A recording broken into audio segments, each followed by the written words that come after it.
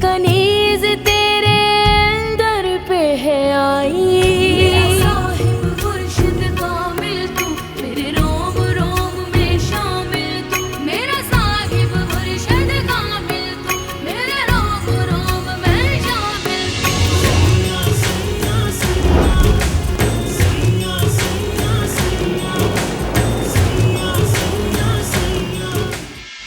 तुमसे नहीं मिल सकती। क्यों नहीं मिल सकती? बड़ी सरकार ने मना किया है। बड़ी सरकार? कुछ लगते होंगे तेरे, मेरे नहीं। हराम हो, तुम्हें तो जिंदा छोड़ना ही नहीं चाहिए। किसी खुदगर्ज इंसान को अगर हद से ज्यादा अपनी मर्जी करने का मौका मिल जाए तो वो तेरी तरह जानवर बन जाता है।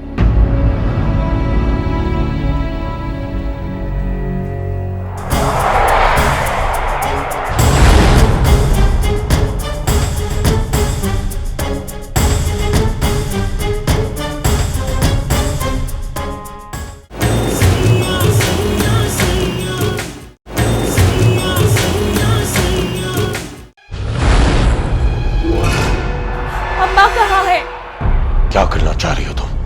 भागना चाह रही थी तुम लोगों की इस जेल से। नहीं जा सकती। जबरदस्ती है क्या? हाँ। जिसे तुम लोगों ने इतनी बेदर्दी से मारा है ना, वो एक दिन बहुत बड़ा ऑफिसर बनने वाला है। देखना कैसे छुड़ा के ले जाता है मुझे यहाँ से। बहुत तकलीफ हो रही है तुम्हें उसकी मार पे? हाँ हो रही है। और वो जो हमारे घर में घुस आया, वो अपने घर की औरतों के लिए घुस आया था। तुम लोगों की तरह पराई औरतों पे हाथ साफ नहीं कर रहा था। पीर साले के अमाल पीर साले के साथ। सबको इस कतार में खड़ा मत करो।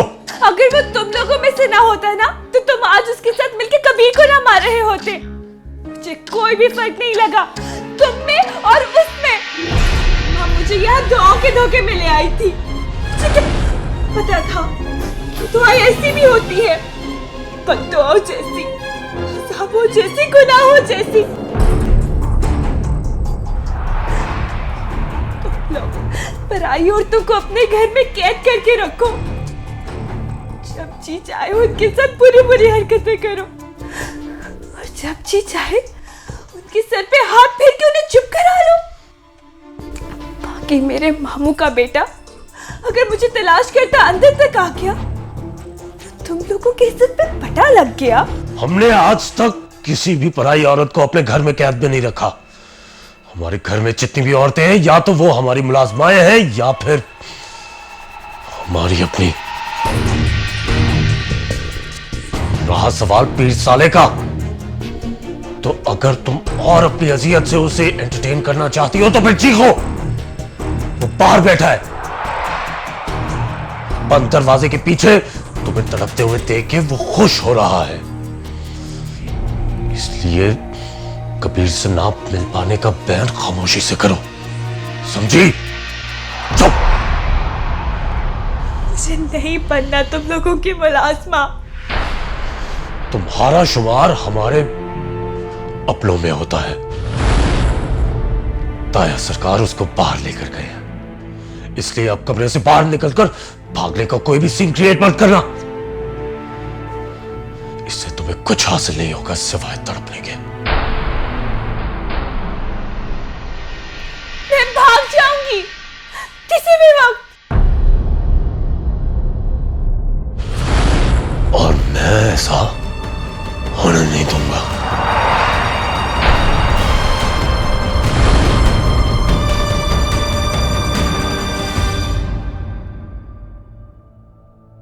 बड़ा मोतबर खून है हाफिज फजल दीन का।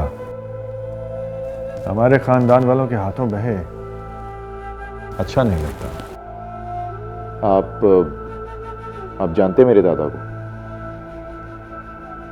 हाँ, कुरान पढ़ाया था उन्होंने मुझे। वो मुझे और मैं उन्हें बहुत अच्छी तरह से जानते हैं। इसीलिए मैं हैरान हूं कि गुलामों ने सब कुछ जानते बूझते हुए भी तुम्हें यहाँ कैसे आने दिया। क्या क्या जानते बूझते? कुछ नहीं, बस गुलामों को तुम्हें यहाँ का पता नहीं बताना चाहिए था। मेरी फुप्पी और मेरी फुप्पी की बेटी आपके घर में मुलाजमत कर रहे हैं, जो मुझे अच्छा नहीं लगता। आप मेहरबानी करके उनको मेरे साथ कर दें। जख्म तो तुम्हारे साफ कर दिए मैंने। मैं कुछ कह रहा हूं आपसे, आप बराए मेहरबानी उनको मेरे साथ भेज दें। अच्छे खासे इज्जतदार लोग हैं हम लोग। हमारे घर की औरतें यूं दूसरे शहरों में जाके मुलाजमतें करें, अच्छा नहीं लगता। मैं मना लूंगा पुप्पी को, आप बस बीच में से हट जाएं। मैंने सुना है कि तुम अपनी फूफी की बेटी के साथ शादी करना चाहते हो। हाँ, तो क्या बुराई है इसमें? बुराई है, बहुत बड़ी बुराई है। उस बच्ची की शादी तुम्हारे साथ नहीं हो सकती। पर क्यों? वो बहुत बड़े खानदान की बच्ची है। आप जानते हैं उसके बाप को? हाँ, यूं समझो कि वो हमारा दूर का रिश्तेदार था।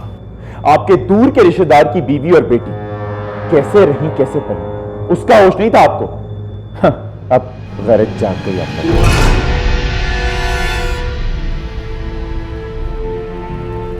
इसीलिए कह रहा हूं कि पहले ही बहुत देर हो चुकी है। मजीद देर हुई तो और ज्यादती हो जाएगी। देखिए, अब जो कोई भी, या तो उसके बाप को ले आए ताकि उसका असल वारिस सामने आए, वरना ये दूर की अजीज लड़कियों के वारिस नहीं हुआ करते। और जितना रिश्ता आपका उसके साथ है, उससे कहीं ज्यादा मैं वारिस हूं उसका। देखो, अपने बाप से कहो कि वो तुम्हें समझाए, और मैं तुम्हें वार्न कर रहा हूं, आइंदा मेरे घर की दहलीज क्रॉस मत करना। अपनी फूफी से मिलने आना चाहो तो आ जाओ, लेकिन उस बच्ची से अब तुम्हारा कोई ताल्लुक नहीं है। ये कैसा अंधेर है? बस!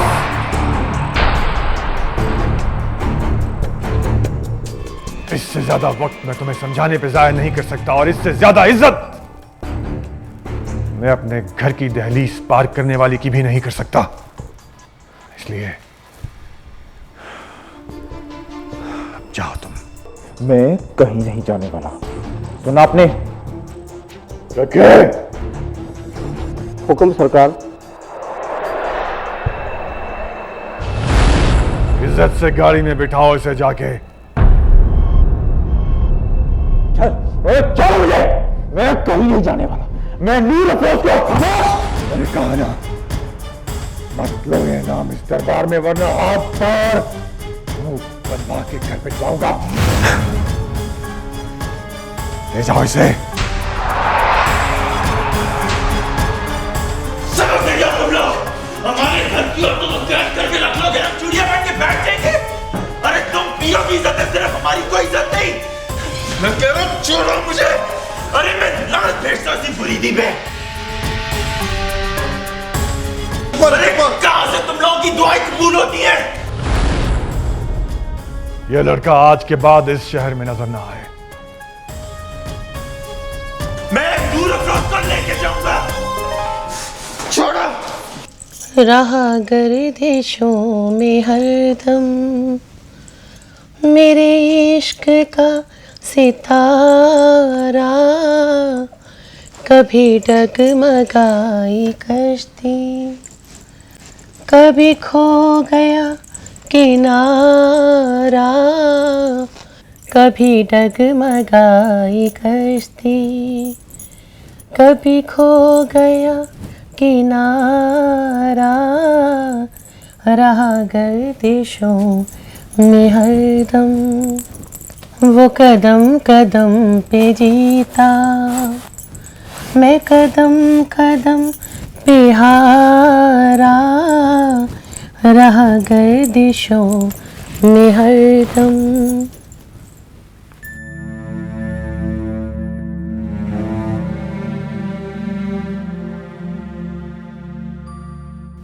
राबिल बीबी, आप बोले तो मैं गुड्डी बीबी को जगा दूं?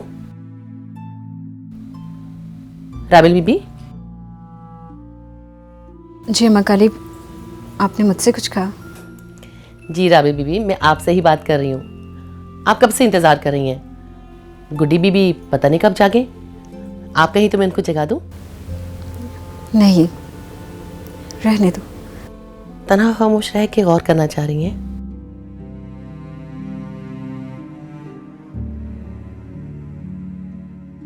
मेरे गौर करने से क्या होगा? वो मलका का भतीजा था, आया शोर करके चलता बना, इसमें गौर कैसा? आप ये बताइए, इतनी सुबह सुबह कैसे आना हुआ? साले भाई को एहराम से मिलना था, मुझे लकी महल की चाबी बना कर ले आए। राबेल आपी, आप इतनी सुबह यहाँ? हाँ, मुझे तो कल आना था, लेकिन साले भाई मुझे आज ही ले आए। कैसे हैं आप? ठीक है? गुड्डी, तुम्हें कितनी अच्छी नींद आती होगी। कोई ख्याल, कोई हसरत तुम्हें परेशान नहीं करती होगी। अम्मा काली, हमारे लिए चाय ले आएंगी प्लीज? जी बीबी। क्यों, आपको नहीं आती? नहीं, मुझे भी नहीं आती। वो क्यों? सोचती रहती हूँ मैं। क्या सोचती हो? पता नहीं क्या क्या। पता तो चले कि हमारी गुड्डी क्या क्या सोचती रहती है। उसी के बारे में जिसके बारे में आपको सोचना चाहिए।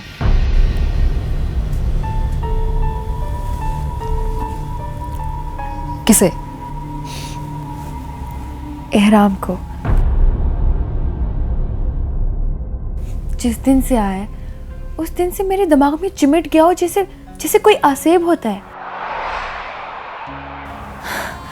पता है राबेल आपी, मैं दिन में कई मर्तबा उस जगह को जाके बार बार देखती हूँ जहाँ मैंने उसे पहली मर्तबा देखा था, इस नज़र से। उस जगह जहाँ आखिरी मर्तबा मैं खुद को रख के भूल ही आई।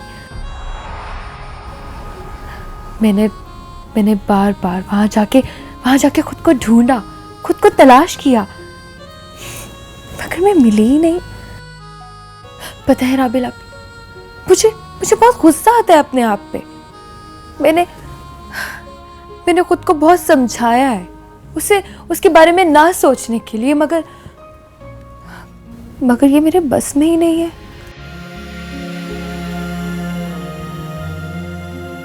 मैं उससे और सब घर वालों से अपना चेहरा छुपाई फिर रही हूँ, जैसे मेरे चेहरे पे उसका नाम लिखा हो या फिर मेरे माथे पे उसकी तस्वीर छपी हो, जो सब घर वाले देख लेंगे। और वो उसका क्या वास्ता, ये तो मेरी सफरिंग है ना। असूलन तो इस सफरिंग का हिस्सेदार वो है। पर गुड्डी, अगर दर्द झेलने वाला अपने हिस्से का दर्द ना झेले तो सारा बोझ आप पर आ जाता है, और ये बोझ ढोना बहुत मुश्किल है। अकेली लड़की 2 कदम भी इस बोझ को घसीट कर नहीं चल सकती।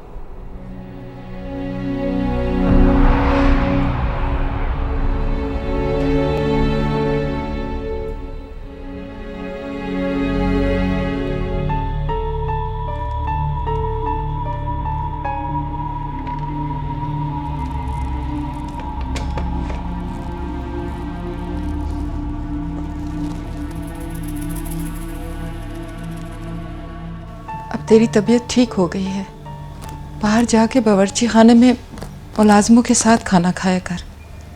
मुनासिब नहीं लगता तेरे लिए ट्रे सजा के कमरे में लाऊं। मैं तो बड़ी ही खास मुलाजमा की बेटी हूँ, मुझ पे ये कायदे कानून लागू नहीं होते। क्यों? मैं खास मुलाजमा कैसे हो गई इस घर की? ऐसी मुलाजमा जो अपना सब कुछ भूल जाए अपने मुर्शिदों के पीछे। अपना आप, अपनी बेटी, अपना घर, अपना भतीजा और अपना भाई। होती तो बड़ी ही खास है ना। अभी तो इतनी बड़ी नहीं हुई कि ऐसी बातें करे। तू तो बड़ी थी, फिर भी ऐसी बातें हो गई।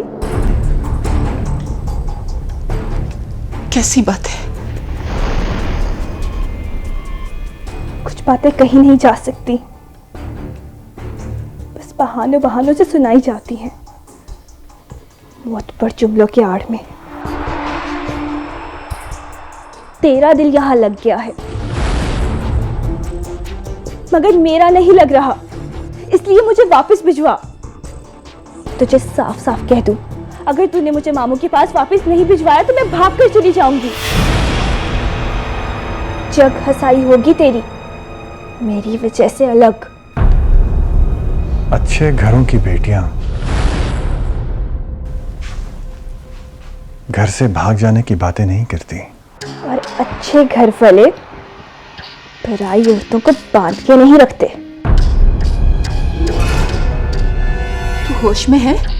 किस तरह से बात कर रही है सरकार से? दुपट्टा ले सर पे। तो तेरा क्यों उतर गया सर से दुपट्टा? तुम बाहर जाओ, मुझे अपनी बेटी से अकेले में बात करने दो। अल्लाह ना करे बड़े सरकार, मेरा बाप तो पता नहीं कितने दुखों का मारा हुआ होगा।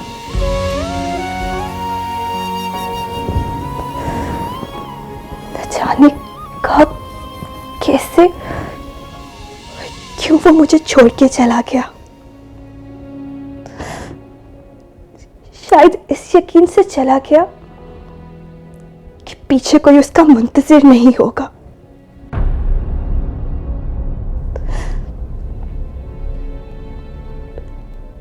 आप तो बहुत बड़े सरकार हैं, आपके आगे छोटी सी हस्ती रखने वाला मेरा बाप न जाने कहां खो गया। मगर मेरा दिल कहता है आप उसे जरूर जानते होंगे। आप उसे बुला के मुझे उसके हवाले कर दे। बेशक अम्मा आप रख लें, मेरा मतलब है अम्मा यहां अपना काम करती रहे, मैं अपना बाप पालूंगी। लगा हुआ हूं तुम्हारे बाप की तलाश में। मैं तो खुद ये चाहता हूं कि जल्द अज जल्द तुम्हारे बाप को यहां ले आऊं।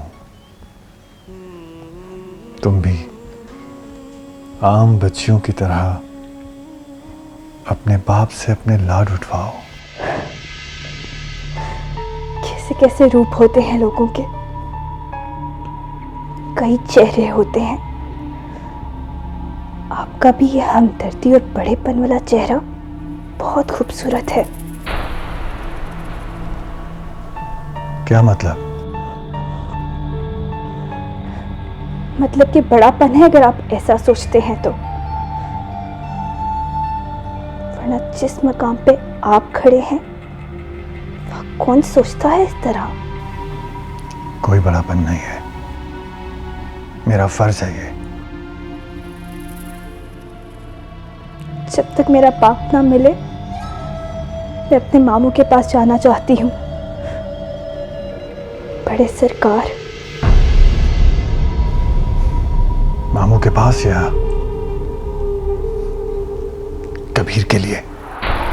दोनों के पास। मेरे लिए दोनों ऐब नहीं।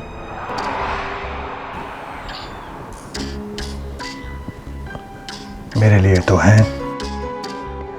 आप सिर्फ मुर्शिद हैं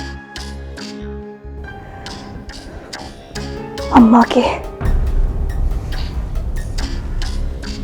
और तुम्हें जो मैंने बेटी बनाया है उसका क्या? आपसे भी पहले मुझे मेरे मामू ने बेटी बनाया है। लेकिन तुम हो तो नहीं उसकी बेटी। और आपकी? मेरा दिल वहां लगता है, मैं वहां पली बड़ी हूं। दिल का क्या है, वो तो यहां भी लग जाएगा। मेरा दिल इतना हल्का नहीं जो कहीं भी लग जाए।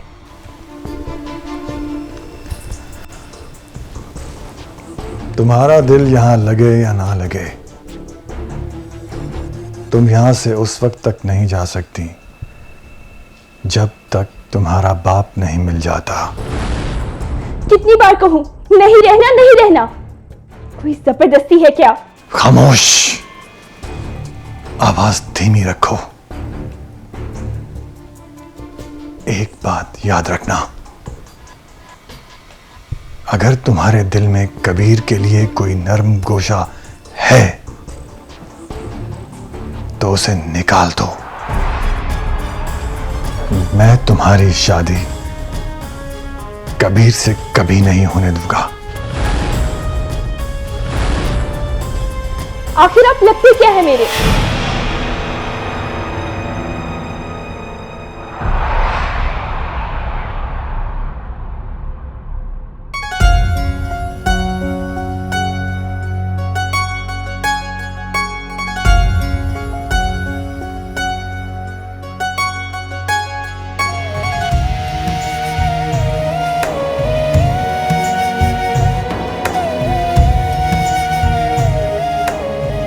मैं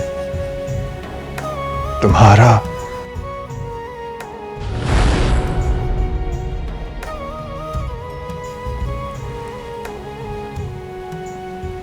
मुर्शिद हूं। मुझे आपकी मुरीद नहीं बनना। तो चुप कर जा।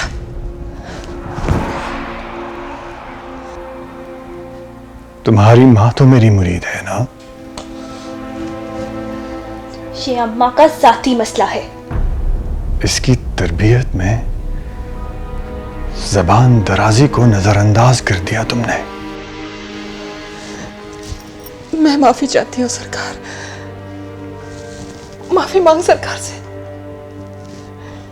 क्यों? ऐसा क्या कहा है मैंने?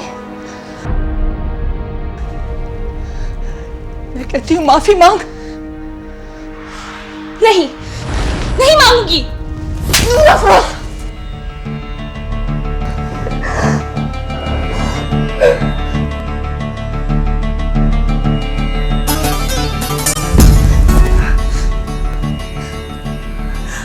आज तो ज्यादती हूँ कि तूने सारी हदें ही मुका दी अम्मा। गलत सारा सब तू है और साबित मुझे करने पे तुली हुई है।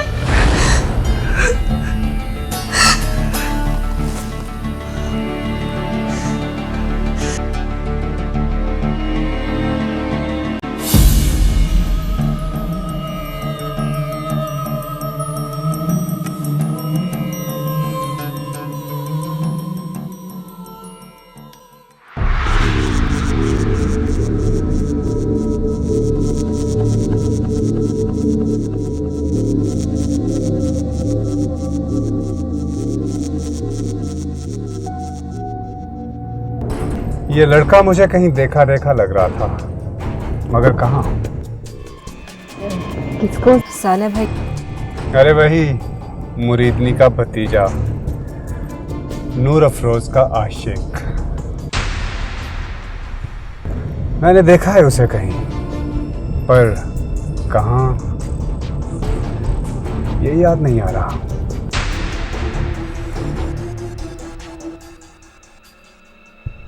मैं भी तो कहूं, इतनी अकड़ उस लड़की में किस चीज की है। अब पता चला कैसे लक्षण थे उसके।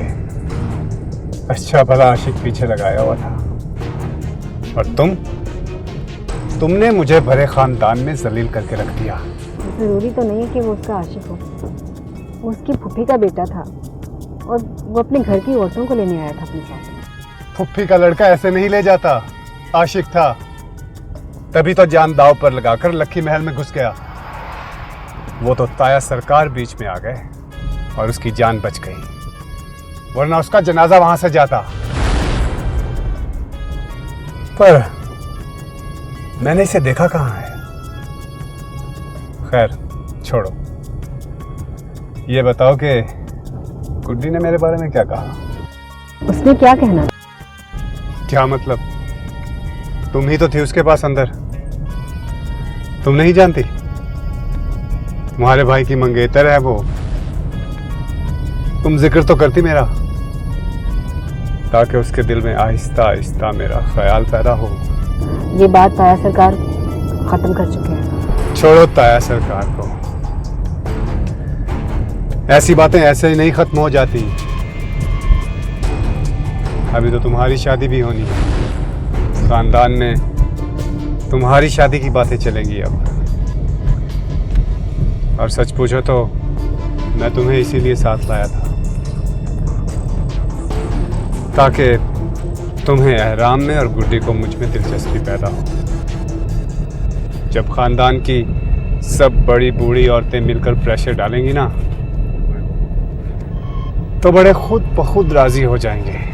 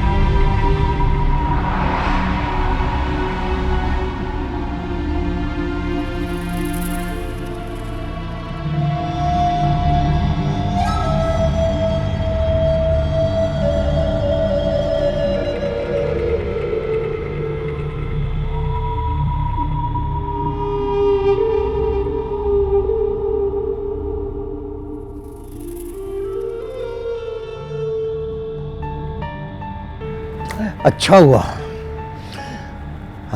अब तुझे सुकून तो आ जाएगा ना। कहता रहा मैं कबीरे, ना जा, जोर वाले लोग हैं। पर तू तो किसी और ही खुमार में था। इत्मीनान की बुलंदियों पर उड़ रहा था तू तो। और तेरी किताबों की दुनिया से बहुत मुख्तलिफ है ये हकीकत की दुनिया। देख लिया लकी महल की दहलीज पर खड़े होकर अपनी मर्जी की बात करने का अंजाम देख लिया। गरीब शख्स बेगैरत भी हो, ये जरूरी तो नहीं अब्बा। तेरी अभी सही से शान ठिकाने नहीं आई। मैं जिंदा वापस लौटने वाला नहीं था अब्बा। या तो उन्हें अपने साथ लेकर आता या फिर मेरी लाश आती वापस। सिर्फ एक सवाल ने मुझे खाली हाथ बैठा दिया कि आखिर क्या ताल्लुक है फूफी का उस घर के साथ, जिसने उसे इतना अजनबी बना दिया। इतना अजनबी अब्बा कि मैं पिट रहा था और वो मुझे बचाने तक नहीं आई। ये वो फूफी अब्बा जो बचपन में मुझे बचाने के लिए मोहल्ले के बच्चों को मारा करती थी, और मुझे यूं अपने लिए पिटता देखकर, मार खाता देखकर वो मेरे करीब तक नहीं आई। ये कैसी मुरीदी है अब्बा, जो इंसान को उसके रिश्ते ही भुला दे। वो पीर बख्त सुभान वो कह रहा था कि फुप्पी के शौहर का दूर का रिश्तेदार है। क्या नाम था फुप्पी के शौहर का? वो क्यों छोड़ के चला गया फुप्पी को? और अचानक ऐसा क्या हो गया अब्बा कि फुप्पी को अपने ससुराल जाके मुलाजमा बनना पड़ा? और वो लोग दुनिया को बता क्यों नहीं रहे कि क्या ताल्लुक है उनका फुप्पी के साथ? आखिर क्या छुप रहे अब्बा? क्यों छुपा रहे? बता अब्बा, अब इतना जुल्म ना कर। आखिर कौन सा राज है बॉस पे से पर्दा उठा दे अब, नहीं तो मेरा दम घुट जाएगा। कौन था फुप्पी का शौहर? देख, अगर वो उनका ज्यादा करीबी अजीज निकला ना, तो मैं वादा करता हूं तुझसे कि आज के बाद फुप्पी का नाम भी नहीं लूंगा। लेकिन पहले मुझे यकीन दिला कि उसका रिश्ता फुप्पी से ज्यादा गहरा है हमारी निस्बत, वरना मैं सारे मीडिया को जमा करके लक्की महल ले जाऊंगा और वहां धरना दे दूंगा। और अगर वो फिर भी ना माने ना बा, तो मैं खुद को आग लगा लूंगा। कलमा पढ़, कलमा ठंडा ठंडा कर अपने आप को, कलमा पढ़ कर। तू मुझे बता रहा है या मैं जाने की तैयारी करूं? देख कबीरे, बाप का बेटे के कदमों में बैठने का मतलब जानता है? वाह वाह वाह, ये क्या कर रहे हैं? ऐसा कौन सा राज है अब्बा जो तुझे घुटनों पे ले आए? क्या शर्त है तेरे इस राज की? चल पहले वो तय कर लेते हैं। शर्त, दो शर्तें हैं। एक तो ये कि ये राज कभी तो किसी के सामने उगलेगा नहीं, और दूसरी ये कि नूर अफरोज को हमेशा के लिए भूल जाएगा तू।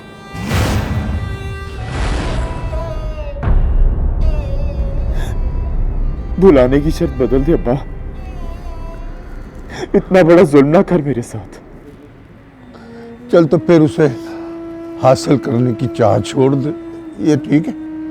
ठीक तो ये भी नहीं अब्बा, ठीक तो फिर भी नहीं। बहुत तकलीफ होगी मुझे, इतनी तकलीफ ना दे मुझे। चल तो फिर उसका मिलने ही किस्मत पे छोड़ दे, तू लकी महल नहीं जाएगा, ये ठीक है? लेकिन अब्बा, अगर मैं वहां जाऊंगा नहीं तो मुझे मिलेगी कैसे? यहाँ भी तो तू उसके साथ ही रहता था ना, वो फिर भी तुझे नहीं मिली है। किसी का तुमसे मिलना तुम्हारी तगोदौ का नतीजा तो नहीं होता बेटा, ये तो ऊपर वाले की कारीगरी होती है। हाँ, ये जिंदगी का सफर तो बस उसने लिखा ही होता। इंसान को वो अपनी मर्जी के हमसफर के साथ किस्मत की गाड़ी में बिठाकर चला देता है, और इंसान वैसे ही समझ लेता है कि मैं जिंदगी गुजार रहा हूं, पर असल में जिंदगी उसे गुजार रही होती है अपने पेचखमदार रास्तों से। पुत्र है तू मेरा अकेला पुत्र है पुत्र, मैं तुझे मोहब्बत की भीड़ तो नहीं चढ़ने देना चाहता ना। छोड़ दे उनका रास्ता, मत मिल उन लोगों से। बस कर अब्बा, मुझे तेरी हर शर्त मंजूर है। बता क्या ताल्लुक है, क्या ताल्लुक है फुप्पी और नूर अफरोज का उन लोगों के साथ? नूर अफरोज नूर अफरोज पीर बख्त सुभान की बेटी है।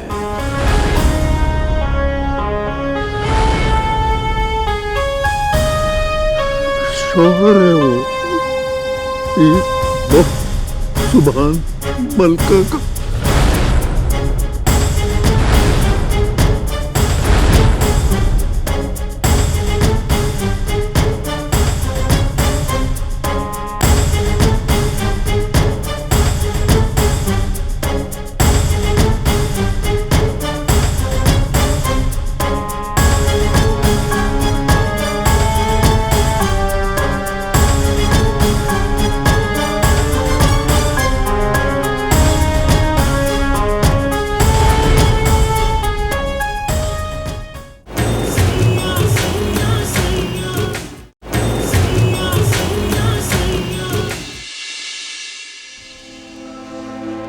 ये जोड़ा कहाँ से आया तुम्हारे पास?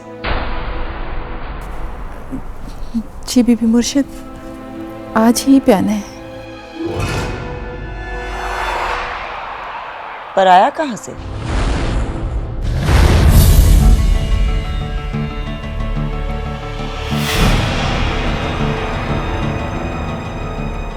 ये क्या है? मैं तो ऐसे पेन नहीं लगाती।